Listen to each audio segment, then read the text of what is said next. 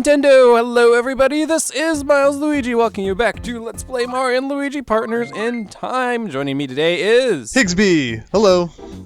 Hello Higsby. Unfortunately, Evapopter could not be with us today. He kind of got thrown into a slew of really nasty things. Anyway, something that I wanted to just cover right away before we ended up going to Shroob Castle is that I actually took a look at my bean count. So that's why we decided to just count right away into here, because I actually needed to speed on over to the volcano again. Reason for that is I actually don't have enough beans for what I want to get, believe it or not. And I need to do some bean farming. So first, some I-Win bombing things, just because I actually can't believe the I-Win bomb works on those enemies. They're on fire, and I can I-Win bomb them. Don't ask me how it works, but it works. Anyway, enough looking at some I-Win bombs. Here's what you guys were looking forward to. Bean farming, right? You wanted to watch some bean farming? Heck yeah! Alright, so we can play at the normal game, which is what we played in the first place back when we were in Shroob Volcano, or we can play the higher difficulty levels, which, why don't we go ahead and show off the higher difficulty levels. Theoretically, these things are awesome, because higher difficulty levels, they get you more beans when you play them. That's the awesome part. The con, however, being, well, they're harder, naturally, and I didn't have the patience to get good at them, as you're going to find out really shortly here, because now we're going down this makeshift pachinko machine. I only got 2 of those diamond things or gems, so now I gotta spin the wheel, and unfortunately the wheels are no longer anywhere near as predictable as they were in easy mode or the normal mode, so I would have to study the patterns. I believe the slot machines are still in a pattern, but still, wah. I like it when the pattern is easy on a slot machine, you know? Of course. Although, heck, even in it reminds me a lot of the one kind of from Super Mario Brothers 3, and no matter how predictable that one is, I still suck at it. Okay, so that was hard, or I guess burly, and we can also do extra burly. As I mentioned, the advantage to these additional difficulties is that if we do actually get 3 in a row, we get better prizes, more beans, and if we were actually legitly like super bean farming, this is what we would want to do. But once again, I just did not have the patience to learn it all together. Ugh. So if you're wondering why I am bean farming, I'm doing it for a specific badge that I want to get, which someone in the comment section of the previous video actually mentioned this badge and said this badge is also the I-Win button. So, Higsby, I'd like you to guess what this badge does if it also can be considered an I-Win button. Probably, well, if it's an I-Win button, it means that by pressing a button, you should be able to destroy all of the enemies with minimal effort. That's true, that's true. The thing is, you can do it with bro items. The inherent problem with a lot of bro items is that they're limited in quantity. Here we go, 60 beans, perfect. That's exactly what I need to get. So, I'll give you the name of the badge. Guess what it does? It's called the treasure badge. Do they, like, pick up a treasure chest and, like, whip it at the enemy's face to destroy them? No. Good guess, good guess. Treasure badge guarantees item drops. And the thing is, a lot of the enemies in the later game parts, that is, heck, I think from Shroob, or not Shroob Volcano, wow, we're going to Shroob Castle. From Thwomp Volcano onward, their item drops will usually, their common drop will usually be a bro item, and their rare drop will be something else. So, if you always get a bro item off of a battle, let's see here, you could always use a bro item, then get a bro item drop off the enemy, heck, multiple of them actually, for the matter of fact, and just basically sustain yourself entirely off of that. It's no guaranteed I-Win button, that's for darn sure, but it lets you use tons and tons of bro items, I will to say the least. I will admit that my honest answer for your question was regarding item drops. Although the thing is, though, it's not guaranteed what bro item you're gonna get, right? So like you can't just constantly use like the really best ones because you might not keep getting that. Yeah, it's definitely not the ultimate free I-Win badge, that's for darn sure, because not many enemies actually draw that as their common drop. But the reason why I wanted to get the treasure badge, actually, is we're going to be entering to Shroob Castle, and as you could probably imagine, there are actually 2 rare drops here that I really want, because they're actually the best equips in the game. So I will want to get that. Thankfully, in this game, other than in the Shroob Mothership, you can go back to any area in the game, so it's just that one area in the game you can't go back to and fight the super Shroobs there. And I don't know what their rare drop is. It obviously isn't worth it, otherwise I would have noticed something about it. So, at any time you want to, and whenever we have access to Shroob Castle just like this, we can go hunting for, well, the best equipment in the game. Hooray! Sounds good. No. Here we go. Luigi's not ready for adventure. Snuffle tried saying back to adventure, and Luigi's like, oh, now he's gonna agree. Okay. So even in the past era of this game, this castle not too long ago was just a regular Princess Peach's castle, but it got completely taken over, and I really do mean completely taken over, like transform, takeover, tile, transform, takeover. Meet our first enemy. It's the Tashruba. He will trash you if you aren't careful. They're Shrooby. Look at that. Wow, that was a really fast attack. They're basically Dark Tanoombas, because that's essentially what they are. And they attack faster than regular Tanoombas. Quite a bit faster, actually. Thankfully, I've got some really good equipment, and I've been managing myself really well. Otherwise, they could really wreck me, actually. I remember when I first played through this game, the first battle I got into, it's like I nearly died right away. Yeah, they're tricky, but not too difficult. Not too difficult. Once you do learn it, it's just a matter of timing it more than anything else. It's at this point in the game where, yes, enemies do still have their tells, but a lot of battling is a lot more about, well, timing it and being skillful in that manner than just knowing the tells. Because one thing I will say about Mario and Luigi Partners in Time, relatively speaking, once you know the tells, usually dodging attacks is really, really easy, and normally there's not a huge consequence even getting hit in the first place. Oh, look at this attack go. That was nice and fast. But it's like now we're at the point in the game where you could actually say the game is at least difficult, especially if you don't prepare yourself like I did. I'm prepared for this area. I wouldn't bomb everything if I really wanted to, so... Wind bombing is fun in its own right because, you know, it's fun killing everything really simply, but then it's kind of not fun at the same time because it's like, you know, you don't actually have to do anything. Unfortunately, it's kind of like the same thing to the Danger Mario setup in Paper Mario and Paper Mario 1000 Year Door. A lot of the fun is just getting the setup, not actually playing with the setup, because it's like, I kill everything! Oh. The fun of battling is gone. What's this? What's this? Anyway, these enemies, these are called Snooze Orbs. They sleep for until you attack them, at which point they attack you with a laser. Huh. I don't know about you, but they look awfully similar to an enemy in Metroid Fusion called Nightmare. And I can't get that visual image out of my head now that I've realized that. Their face reminds me of the Bond family symbol from Mega Man Legends. I don't know if anyone else sees that. That's what it reminds me of, though. Okay. So Snooze Orbs are basically, I guess, a Mega Man Legends style Nightmare? Would that be fair? Have you ever played Metroid Fusion, Higsby? Yes, I have, although actually many years ago, back when it first came out, so... Do you remember Nightmare? You should. One of the more difficult bosses in the game.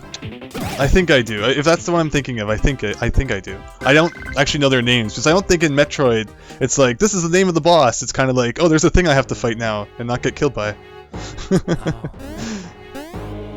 That is a fair point. Anyway, that room to the left that we were in just has a whole bunch of pipes that can take us throughout the entire dungeon into various places here. So I'm going to go ahead and pick up a whole bunch of things here. Really generous with the money. I don't really need money too much anymore, but there's that giant statue just standing in front of the way of the front door. A little earlier, you were talking about how the castle's completely changed over. I want to point out that, you know, castle renovation services must make a lot of money in the Mario universe, because how many times does a bad guy take over a castle, and then by the time Mario and Luigi get there to save it, you know, the thing is completely redone. Like Bowser takes over Princess Peach's castle, and there's Bowser statues everywhere, and it doesn't look like Princess Peach's castle at all. So like, they must make a lot of money. I would agree with you in the Bowser sense. You have to keep in mind, though, these are the Shroobs. So unless the Shroobs, like, either have their own subcontractors or someone was crazy enough to work for Shroobs, do you think someone would have been crazy enough to work for the Shroobs to renovate this castle? I don't know. It depends. Who made the Vim factory? Was it the Shroobs themselves? Or remember we had the whole conversation about paying for the air ducts? Oh, that's a good point. That's a good point.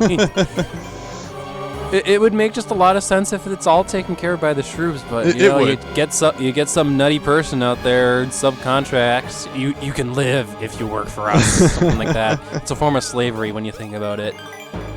Work for us, build our stuff. They went back in time to the time when Mario was a carpenter and kidnapped him and made them renovate the castle. How much longer until it's Mario and Luigi, Baby and Luigi fighting Carpenter Mario and Luigi? That would be the best Mario game ever made. So Nintendo should get on that. part of me almost wants that battle to exist, just so, like, if it did exist, I'd make sure Evil Pop-Tart was here, and I'd be like, hey, Evil Pop-Tart, guess what? We're fighting ourselves in the timeline. That should have somehow happened. It would have been great. It would have been really great. Why not? Why not? I believe I even made a point. Why stop at adult Mario and Luigi, baby Mario and Luigi? Why not have kid Mario and Luigi, teenager Mario and Luigi, Exactly. college Mario and Luigi, neckbeard old Mario and Luigi? I agree. There we go. I do have to admire, hey, at least the Shroobs didn't decide to just completely destroy this place. Well, I guess in some sense they did, but they actually built something here, unlike Toad Town, where they just left it completely decimated. It's like we're building something here instead of, well, we took out this place. We're leaving it alone. It's gone. Ooh, I jumped right into that laser. Haven't quite figured out the Snooze Orbs or the Snooze Orbs tell quite yet, even though I'm watching this video after the fact. And part of that is because, you know, they do sleep for until you do provoke them, so just don't provoke them for until you're ready, or, well, once again, I would bomb them. There we go, just a single Trashuba. I still can't get used to that name. I'm so used to just calling, oh hey, it's that other form of the enemy, Dark Enemy. I want to call it a Dark Tanumba, but it's not, it's a Trashuba. Oh no. Oh no! Oh, but guess what? Luigi has the best pants in the game. Well, not technically the best pants in the game, but the fastest pants in the game. I like how someone figured out that the name of the pants that Luigi's wearing, the Paraslacks, is a total pun. And I didn't even realize that until that comment was posted. Paraslacks. Paraslacks. Pair of slacks. That is a good one. I gotta say one thing about the interior design of this castle, as we're gonna see shortly, and heck, we're even kind of seeing it here, is that Shroobs just gosh darn love themselves, because their image is all over the place. Their image is gonna end up being on like a whole bunch of statues, and as we're gonna see here, it's all over the carpet, and it's just all over everywhere. It's like a museum almost, but it's all like artwork, and like we're gonna plaster our face everywhere. Just imagine walking through a hallway where there's a bunch of human faces on the carpet. The entire decor is nothing but human faces, because that's the equivalent of what's going on here. This race really likes themselves, is what point I'm trying to get at. Really full of themselves. We are the best. Plaster our face on everything. There we go. So right now, we are actually, the one thing I do like about Shroob Castle is that it's actually basically the exact same layout of Princess Peach's castle in the present day, actually. Just it's now an actual dungeon. That's actually really, really, really cool. You know, it's not all just hallways that you don't even actually get to explore.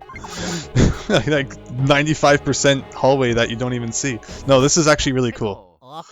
Oh yeah, this is like, every area here is basically kind of familiar territory, but instead it's a dungeon, you know? Mm-hmm. There we go. Now I'm starting to get the counterattacks down for the Trashubas. They still have like the balloony thing. I have no clue what that is.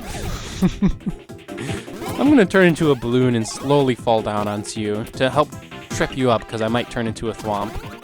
When they turn into thwomps, it's like, are they related to Kirby and Smash Brothers? Kirby can turn into a thwomp. Exactly what do you have to do to turn into a stone like that? You press down B. I'm just... You push the button! Mm-hmm. I just haven't figured out how to push the button, but the one day I learn how to push the button, I will contribute to humanity by turning into stone. That's a great way to contribute to humanity. Don't contribute to society by making people's lives better. Just turn into a stone. It's like an insult. Oh, turn into a stone. There we go. There's a couple of, I guess, hollowed out mushrooms for us to jump into. Those things just look scary, and I would never want to jump into one of them in my entire life, but we're going to toss the babies into them anyway. This whole game could have been over if the bad guys were smart enough to just put spikes at the bottom of one of them.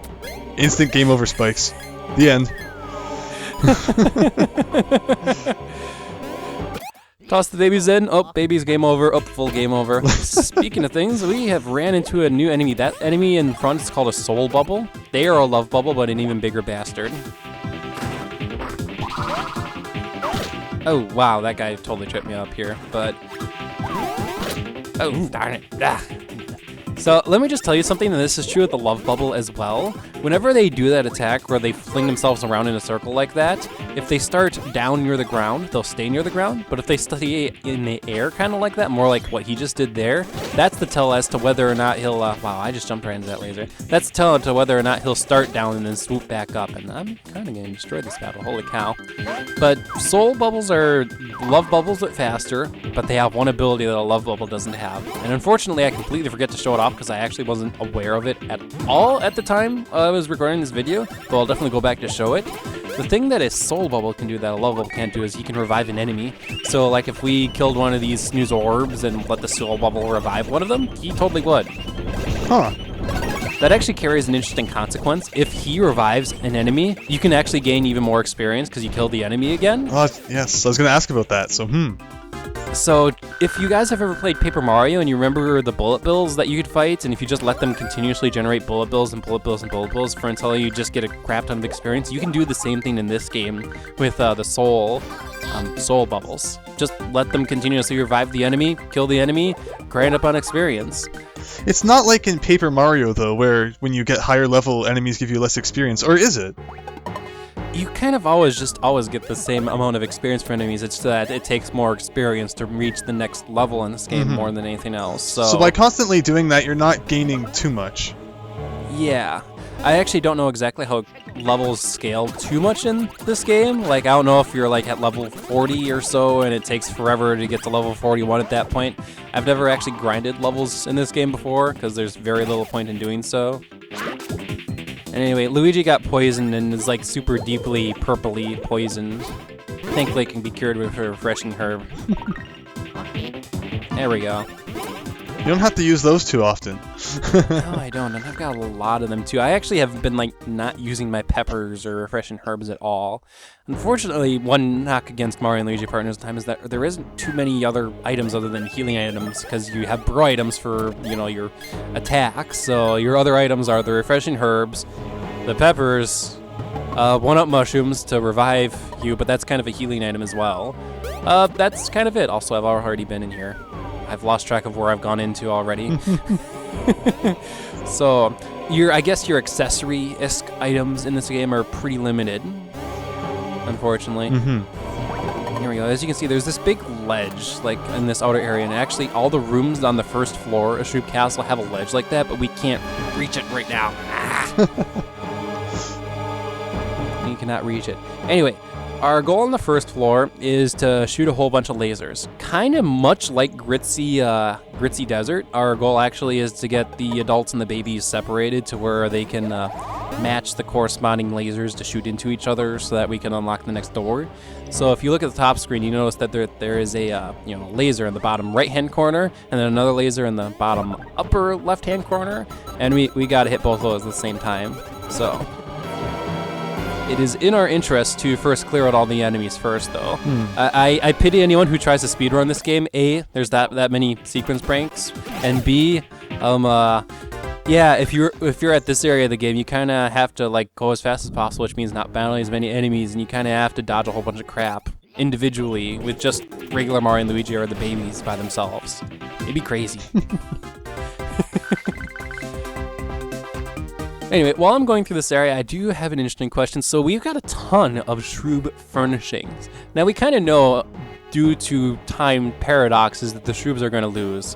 Hint at John Judge. It's not even really a spoiler. It's just like time travel shows it off they lose. You mean a Mario game where Mario and Luigi don't win? Yeah, okay. But look at that carpet and like all these furnishings all around here. It's all like Shroob themed, and it's like no one ever makes anything like that. I wonder how much money I can make if I could get a sample of this Shroob carpeting. I'm like, do you want Shroob carpeting? No one else ever makes this stuff. It's alien carpeting. It's made out of alien material. I can't imagine it would be too popular. To be fair, you would need a buyer. That's true. You would need a buyer. Hey, there's a bean there. But if you could get a buyer, like, this is genuinely something you literally can't find anywhere else. Someone who collects Mario villain memorabilia would buy it. Mario Villian memorabilia. I wonder if that same person is buying up all the amiibos right now. Probably. Buying all the amiibos and buying multiples of them and flipping them on eBay and Amazon. Curse you! Mm-hmm. Yes, curse them.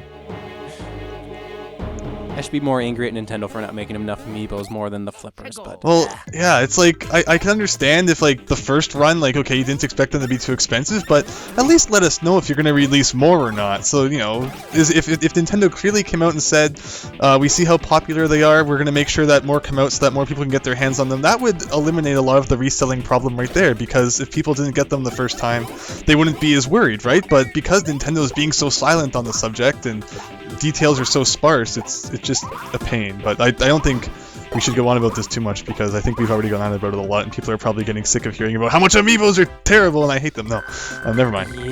Yeah. we actually just fought a new enemy, and we'll be running into another one shortly, so we didn't miss too much. The new enemy is a Shrub Rex. Dark Rex, I guess you could also call them. Interesting to note, we actually have never ran into a Rex in Mario and Luigi Partners in Time. They were in Mario and Luigi Superstar Saga also. Wow, okay, fun. Anyway, we'll go ahead and kill that enemy first. And here's where I noticed, because I just killed that enemy with an item and I realized, wait, I didn't get an item drop. Wait, something's not right here. So that treasure badge that I got actually needs to be on the person who uses the bro item to finish the battle. It's not a passive effect. It's this person who's wearing the treasure badge must end the battle with a bro item for you to get the item. That's a pain. Like, that's just annoying. It is, because I had it on Baby Luigi that entire time, and I realized I really wasn't getting too many items. But anyway, there you go. So you can see the Shrooby Rexies, and wow, they kind of look interesting and evil. Just give the enemy red eyes, and they immediately look evil. Look at that. But anyway, they are actually really similar to the Shroobs in Mario and Luigi Superstar Saga, in that they'll try to run into you. Also, wow, okay, I can't dodge anything. Though they'll also run back into the other side of the screen to run into the other bro, and they just have a really weird timing. They also have a Shockwave Attack. Huh. Here we go, so let's see if I can dodge it. There we go. If you jump on the Shrub Rex, he does stop his attack, though there's a pretty small window in order to be able to do that. And finally, he's able to spit fireballs. And not just spit the fireballs, but they bounce back. Let's try that again. Oh, no, I messed Tricky. that up. I messed that up. There we go. Key thing about them, they're one of our interesting, important enemies, because I just got 100-point pants! Yeah!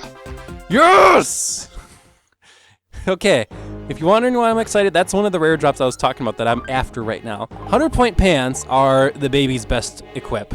Period. The game even is like, yeah, this is the best pants in the game. Look at those stat increases. Everything goes up. Everything. And it goes up decently too. So, Shrub Rexes, their common drop, I forgot, it's some bro item, but their rare drop is 100-point pants. And you can't buy them in stores. Yeah, I gotta find them off an enemy. And I gotta compliment Mario and Luigi Partners in Time. At least rare enemy drops aren't too bad to go after. They are rare, but with the treasure badge, it's not too bad. Really. Of course, without the treasure badge, I can't even imagine how difficult it'd be to get them. So. But treasure badge, so it does matter who does the final blow then. Yes, it does. Whoever is wearing the badge must use a bro item as the final attack, but then you're guaranteed an item drop. And the idea is, well, if you're guaranteed the item drop, that means there's a greater chance that you get the rare item by virtue of you're getting an item drop no matter what. So it's kind of you're making the game draw, hey, you're getting an item, and then you're getting that possibility of getting that rare item. Does that make sense? Yeah. Do you know what the percentage of getting a rare item is? Is it like ridiculous Earthbound level percentage, or? I know it's not that. Tentatively, I've been told by JD Acer, because I did actually ask him, it's 15%. That's not bad. Which is not bad at all. It's not Earthbound 1 out of 128 to get a sword. You can only get in one dungeon at one moment in the game. Yes. Which is ridiculous. I have not played Earthbound, but I still can't believe that is a thing in that game, where one character has one weapon he can use, and it's a rare drop of an enemy that's a 1 out of 128 chance to get, and you only have one chance to get. That's ridiculous. Yeah.